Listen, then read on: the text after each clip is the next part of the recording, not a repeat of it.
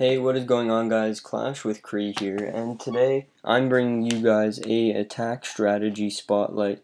I've been working on this one this morning, and I've had quite a bit of success with it, so I just wanted to bring it to you guys. Uh, it's very old, or it hasn't been used in a very long time. And where's the first one?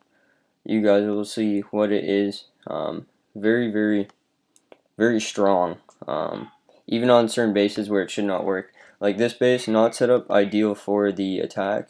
This one is a shatter quad golem avalanche with about 4 back-end loons.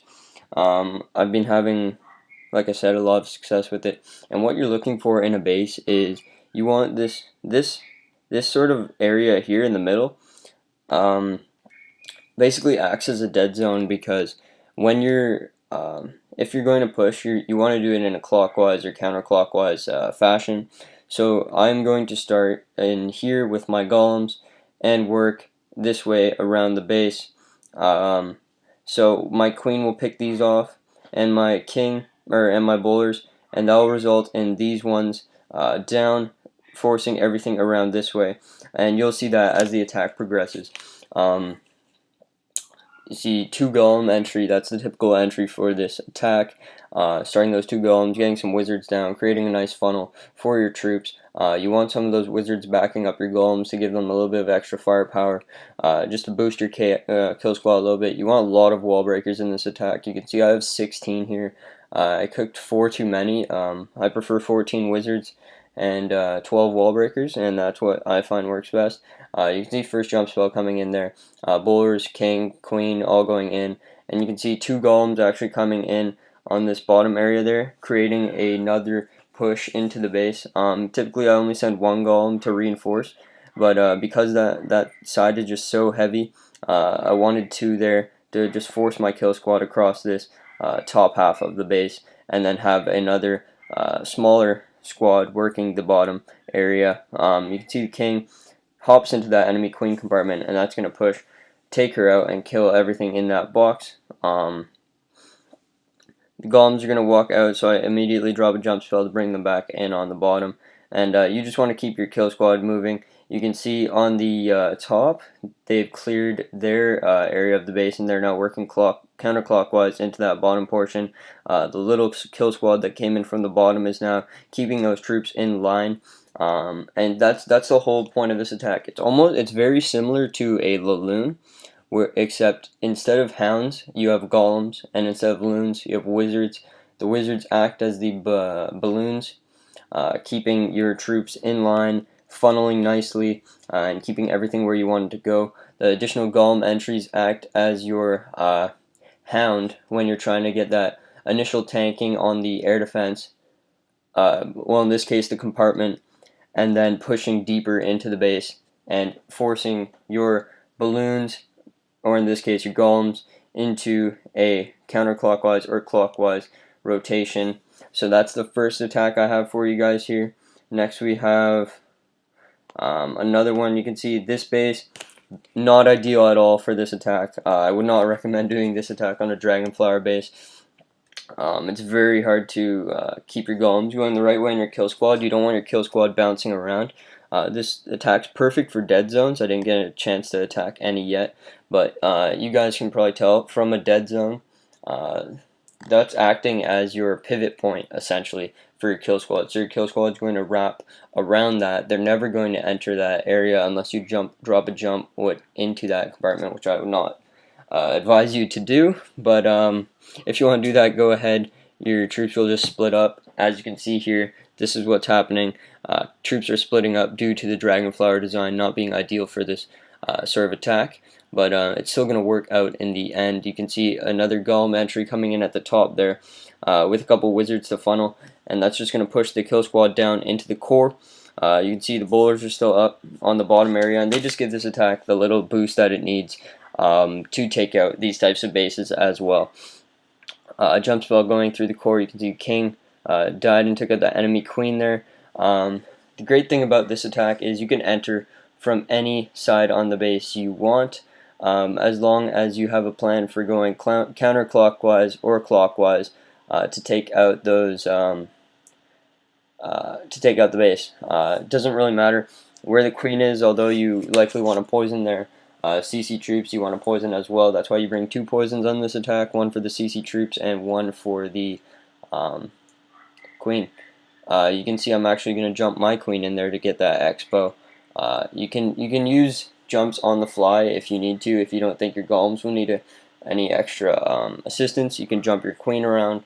If she gets landlocked, you can push her through. But these back-end loons are just so versatile. The 4 loons can do a lot in the base. You can see one's coming on the cannon. That's going to help take that out. And it actually took the distracted the wizard tower from killing my queen for a little bit, and actually took it out in the end. So the loons are just so powerful, and just give the buff, just push the attack even more over the edge than the bowlers do. I definitely recommend keeping those 4 loons in.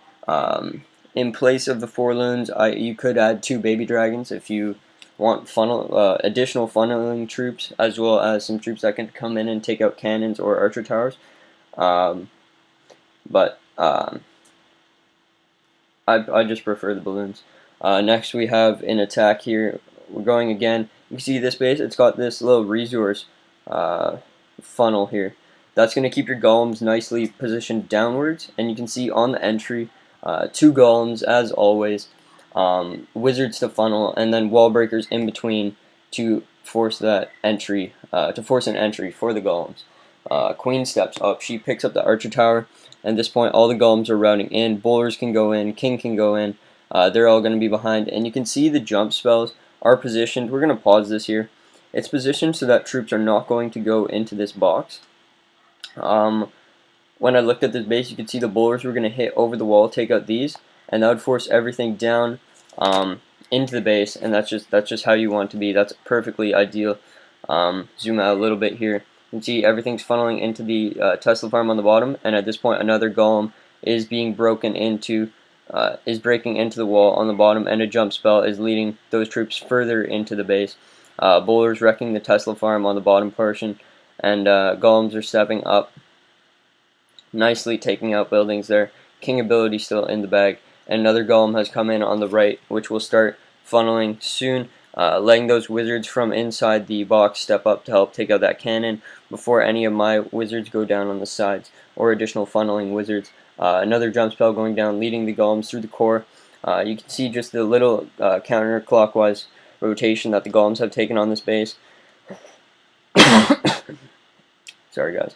And they lost a lot of the support troops from behind them, but they have so much health, and they actually do quite a bit of damage, slow damage, but they do a lot when they're together.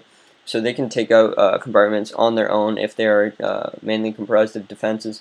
You can see the one wizard's going to step up there. Balloon's going to come down. That's going to eat a Seeking Air Mine. That's the only unfortunate thing about having 4 balloons. There are 4 Seeking Air Mines and 4 red bombs, so you need to be careful about those. But once those air defenses are down, your balloons can come in unscathed and relatively unharmed as they come in on remaining point defenses, as long as they're tanked. 1 balloon will trade with an archer tower, and sometimes grab a couple other things on the way. You can see that balloon picks up the archer tower on the top, and the balloon on the left picks up the cannon there, keeps the kill squad up, and the archer queen and balloons and wizards are going to pick up the rest of the base there.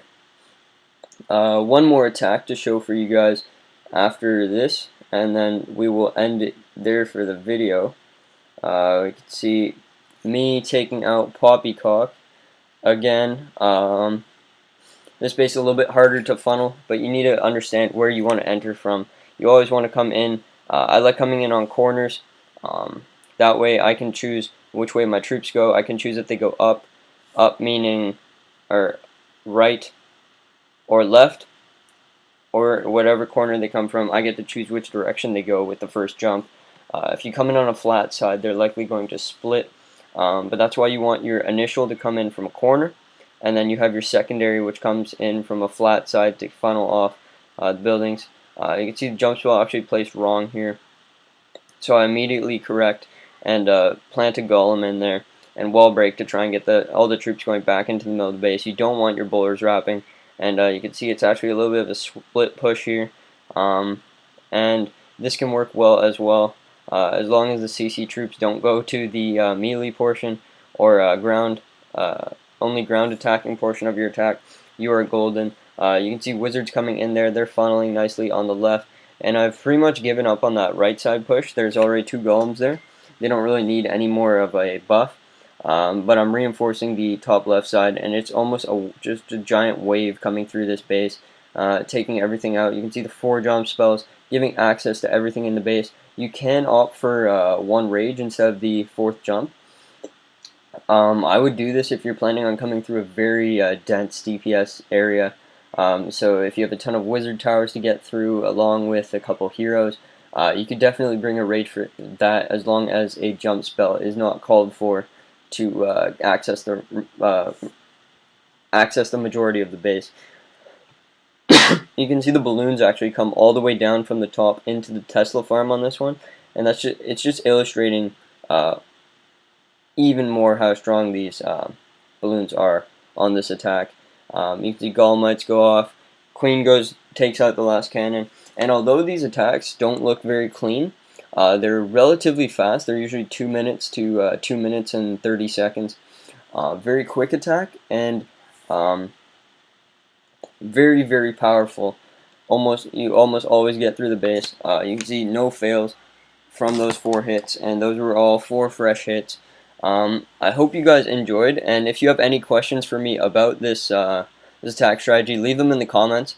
And if there's enough questions, I didn't explain it clear enough, I will be sure to have another video out for you guys explaining it further.